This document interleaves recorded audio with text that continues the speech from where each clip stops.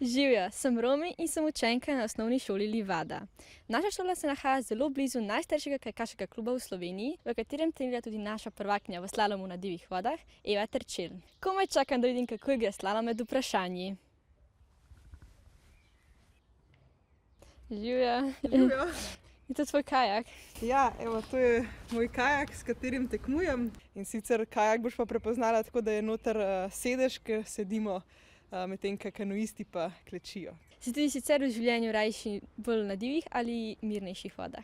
Ja, mislim, da sem bolj umirjene narave in imam vsekakor rajši bolj mirne vode, ker iščem uravnoteženo življenje in dobim divjino v športu. Čestitke za srebrno kolajno, kako je ta medalja posebna? V bistvu prva medalja na Evropskem prvenstvu, ki sem jo osvojila v posamezni disciplini. V finalu sem pokazala res super vožnjo in zato sem bila res zelo vesela.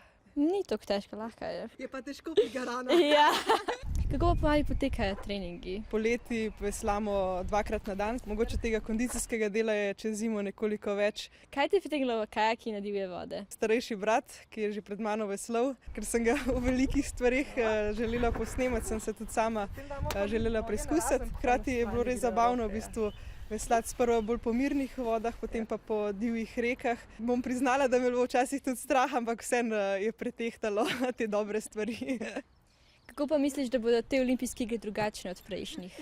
Ne vem točno, upam, da se bom čim bolje znala spopasti oziroma prilagoditi na situacijo. Če speljem tako, kot znam, sem lahko res visoko, ampak predvsem v bistvu hočem svoj fokus in energijo usmeriti v svoj nastop, na to, kar lahko vplivam. Tale slalom z Evo je bil res odličen. Kako bo šele v Tokiu? In tako kot držim za Evo pesti jaz, jih dajte še vi. Adijo!